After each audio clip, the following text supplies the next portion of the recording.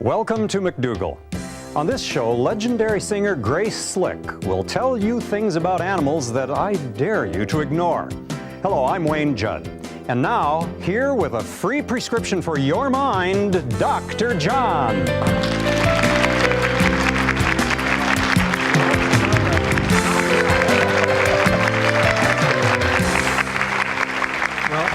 People think of prescription, they usually think of drugs, don't they? They think of medications. They don't think of, but a prescription can be education on diet and lifestyle. Yes, why not? My prescription to you would be to eat well, go for a walk every day. For the mind. Absolutely, right. Absolutely. So, well, you know, what do you have here? Well, I was going to ask you about headaches. It's something you and I haven't talked about, and I've had headaches all my life. And whose pills are these? Well, these are mine. I just have a little assortment that I carry with me everywhere. You honestly take those pills? I do. I took several this morning, John. I've been putting it off, but I knew sooner or later I'd have to confess. So, can I just sure kind of That's ask amazing. you about these? Do you know, Wayne, sick people take drugs? Now, what does that mean? Healthy people don't. So we have to deal with this. We have to get you. Well, let me just tell you my problem. I've had headaches all my life. Okay. And so I've experimented with the different things. Now, I'll use this as a pointer. These are aspirin here.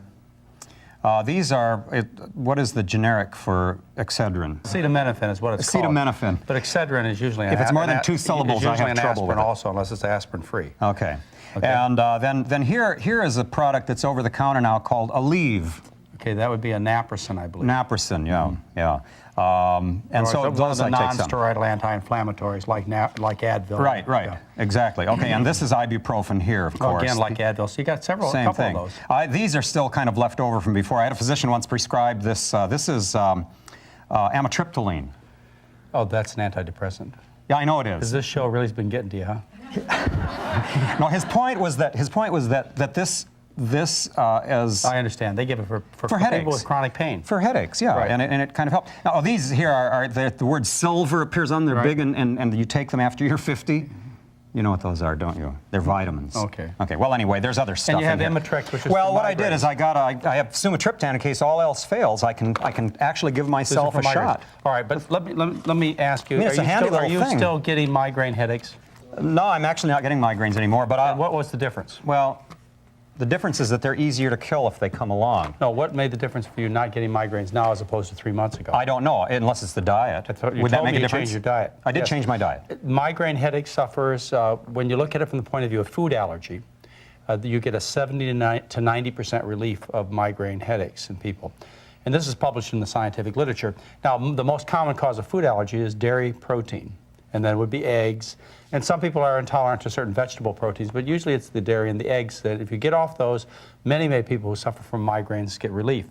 The dairy also causes sinus headaches in many people because it causes closure, swelling of the sinus tissues, and you get accumulation of fluid and you get headaches. You think diet has a lot to do with headaches even? Tremendous. Well, we haven't talked about that before, and I thought we might. Well, I think it's important that we do because otherwise people end up like you, Wayne, and that is that they can see the only solution to the problem is pills.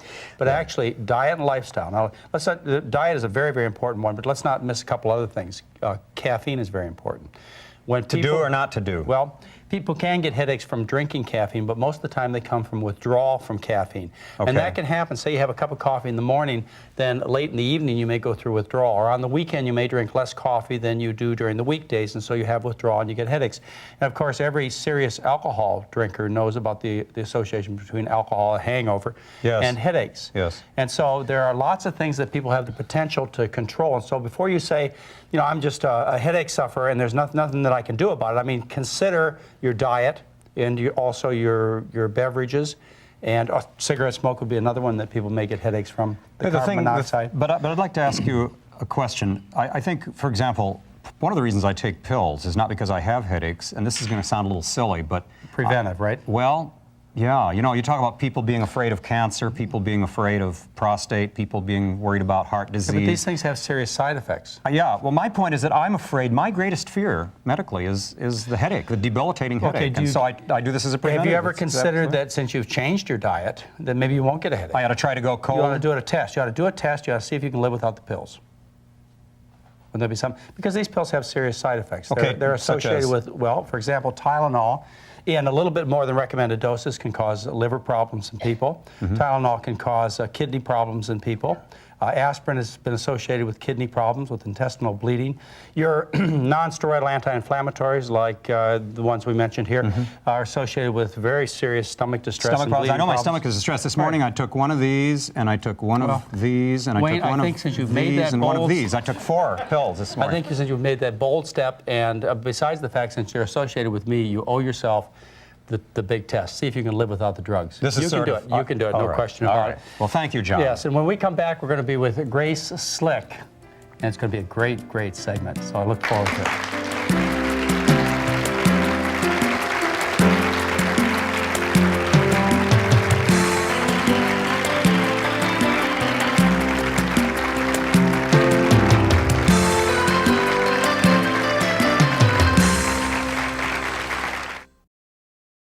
Why should you watch Hello Channel? Because learning English should be inexpensive, and learning English should be available to everyone. If you want a brighter future, join us and say hello.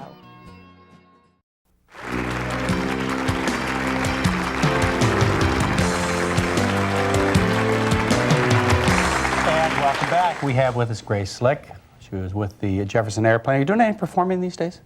No, Not at all. stopped about What do you 5 think years about our discussion of pills? You have a reputation in the past of being involved with pills a bit. Yeah, well, there's a line in a song, one pill makes you larger, one pill makes you small, but I was never very much of a pill head. I got in trouble with liquid. Alcohol? Yeah. And those days are behind you. Who knows? I hope so, but who knows? For now. I can't predict anything. You've also made some pretty radical changes in your diet over the years. Yeah, that started with a sort of a, I don't know if you call it a moral attitude. It's just that I realized what I felt about a couple of animals, both of whom happen to have black eyes, a panda and a raccoons. And I thought I couldn't eat those. Well, nobody does, do So they? what if, yeah, the Chinese occasionally will eat it, used to. Disgusting. And yeah, people went out coon hunting, called coon hunting, eat raccoons, they still do. But I thought George Bernard Shaw, although he's made some errors in political judgment, enjoying Hitler and so forth, did say, I don't like to eat my friends, animals are my friends. So that was the way it started. So you got to a healthier diet yourself.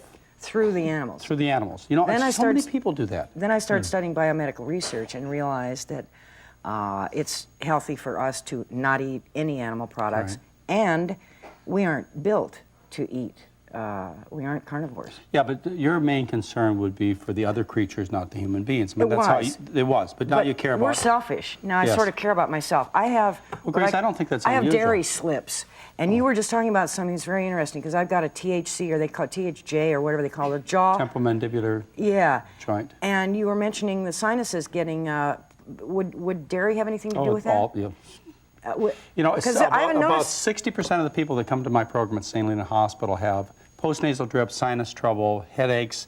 Within a week, almost every one of these people is free of their postnasal drip, sinus, hoarseness, and headache problems. 1 week, because we take them, of course, all the dairy is gone. Yeah. Skim milk, whole business. So you think that's a good thought the meat, for you? fish, chicken, all that kind of stuff, I didn't have a problem, but I had a problem with dairy. It was, oh, look at that cheese. Well, that's your next step. And you know, people, well, you could even take it from an animal rights point of view if you wanted. I have a little trouble relating to this, but a lot of people think it's, forget the people, worry about the cows. Well, Look at how hard they got to work. But people don't care really, okay? Yeah, I think if you're they talking do. to people who are not No. animal rights, you're not going to win them over by saying, you're hurting a raccoon, you're hurting a cow. They're going to, hey, Grace, screw that has it. not been my experience. My experience has been, and I had this, there's a movement called Farm Animal Reform Movement, FARM. Yeah. Okay. This group originally was interested, or their propaganda, their advertisement was for people.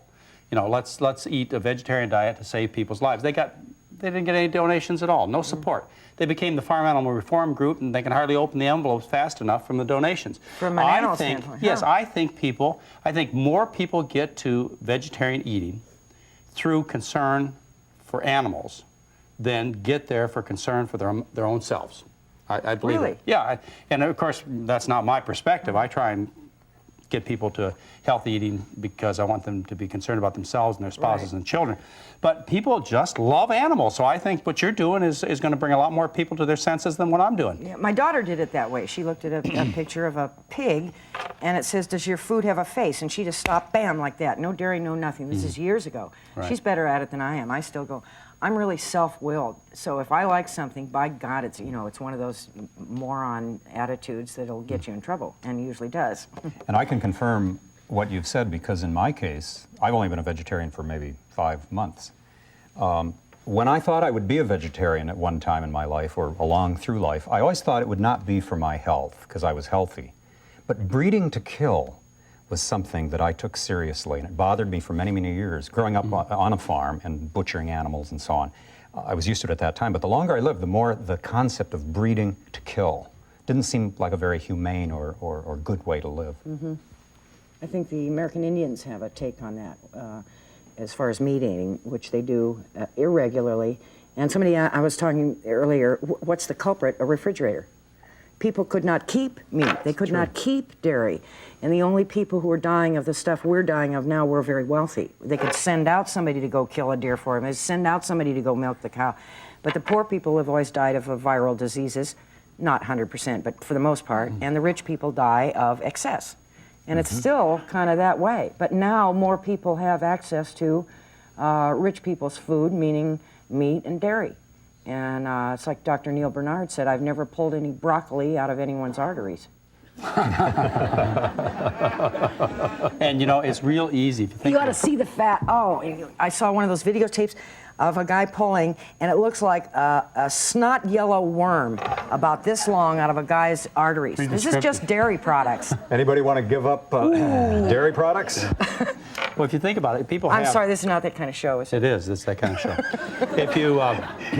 If you think about it, it's very easy for people to be introduced to a new fruit or vegetable. And we could go out into this audience with a new fruit or vegetable that we had from, say, another country, a new name and everything, and they would try it. I'm sure they would. But what if you brought them a new animal to eat? Say we had a new kangaroo or a dog or some kind of animal that they wanted to try. They would find it repulsive, just like they get upset when they find out they're serving horse in the hamburger stand down the street. They close them out of business. Or when I went to France and found out they served horse on the menu. It is naturally repulsive to think about eating other animals, but because the human being is so adaptable, we've gotten used to doing such bizarre things as eating pigs and cows. And in other words, you get an apple, it looks like an apple. But you get a hamburger, that doesn't look like a cow. And chicken, I mean, it looks like its own thing. And they really don't call it cow, do they? No. They call it beef or a hamburger. Yeah, and a chicken doesn't look like a chicken. It's a bunch of chunks of something. They call it pepperoni sausage. Yes. They don't call it, look at this little piece of pig on my pizza. I know. Yeah. Fried dead Animal chicken. rights, that's what we're talking about. Well, we're going to find out about your concerns for animal rights and the things that you've been doing, Grace Slick, and I know you've been making a big difference.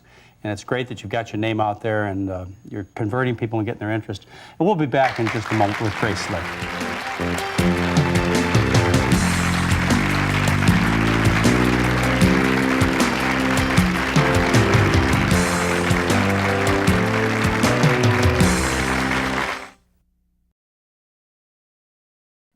For a brighter future, just say hello.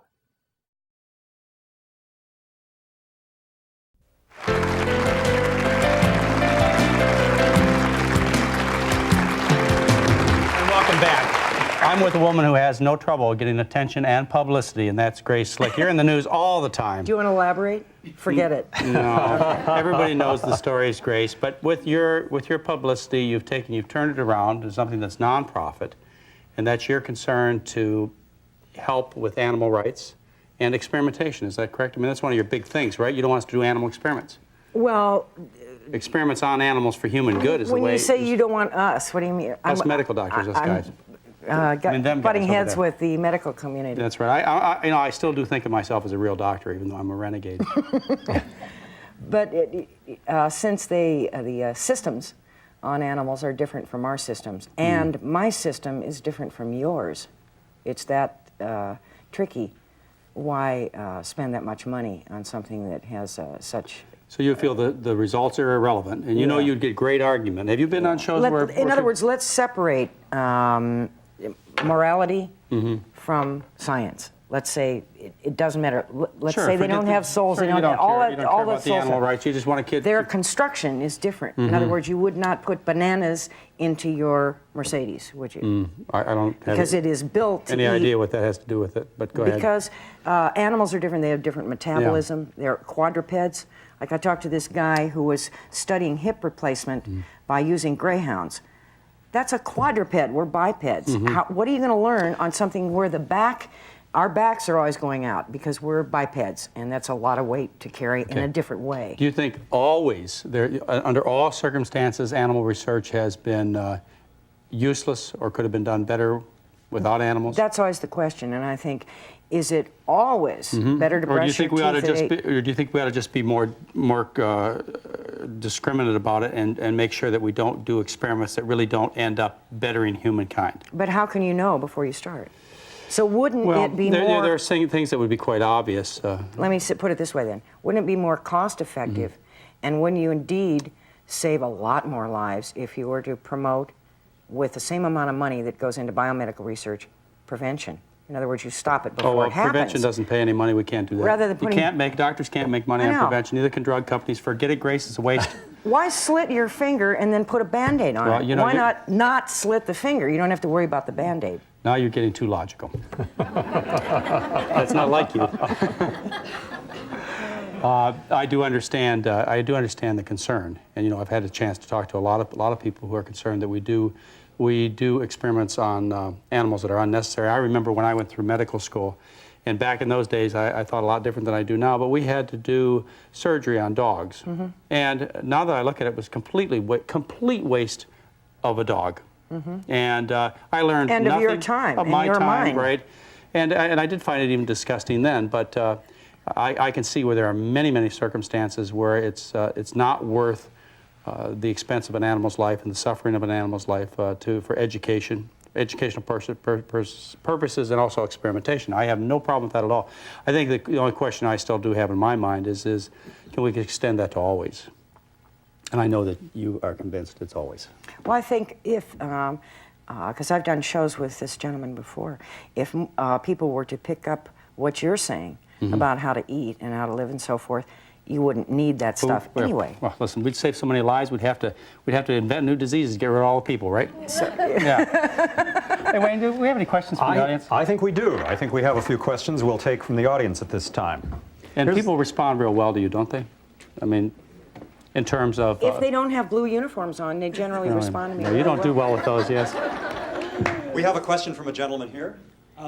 Do you consider eating fish as an unhealthy diet? Because, you know, some Oriental culture, they consider fish as like source of protein and calcium. And all the Yeah, other right good now stuff. you can probably get more gin out of a fish meal and mercury and stuff like that. That's one of the problems if you don't take the animal rights agenda, but take just human, is that there's a lot of crud in the fish itself.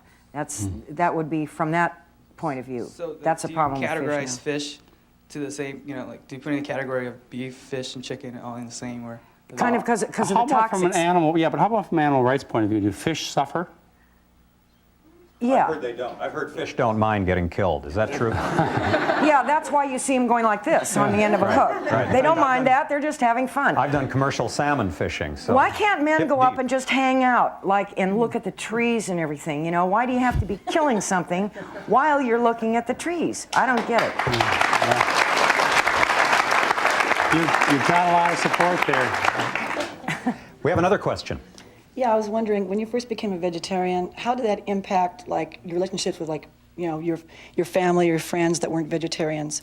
Like, if you'd go out, let's say, for dinner, and they were all, like, you know, wondering why you couldn't eat what they were eating, and how did you deal with their reactions at first? Well, rock and roll helps because I have a serious attitude problem, and that is I do what I want. You want your steak? Fine, kill yourself.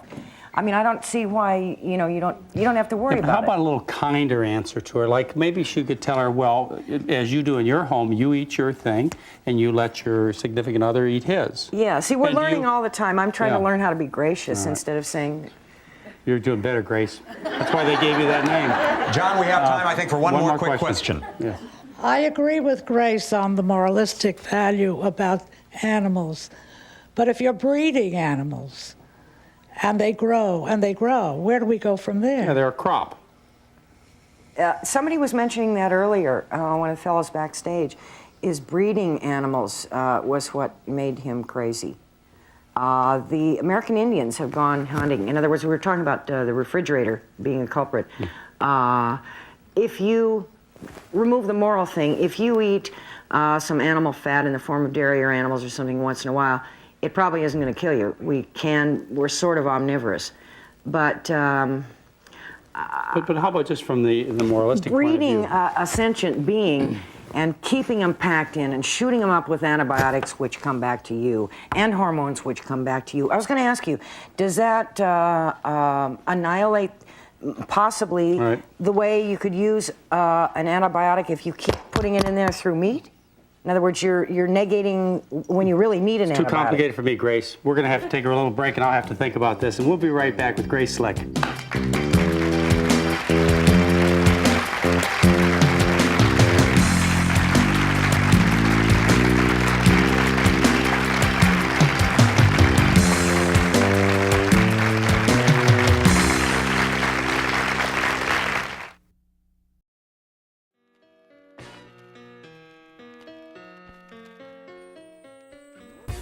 Hello, I'm Ruth.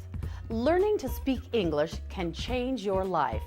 Knowing this valuable language can provide you with so many opportunities in education as well as the job market. Now you can learn English just by watching television.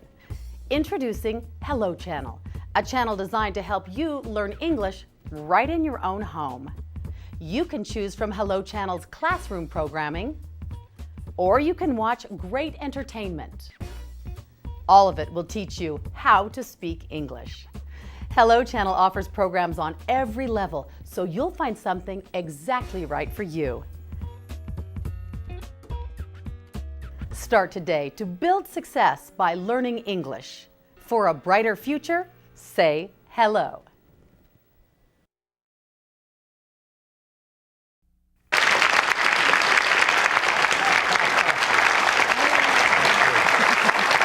And welcome back. We're with Grace Slick from the Jefferson Airplane.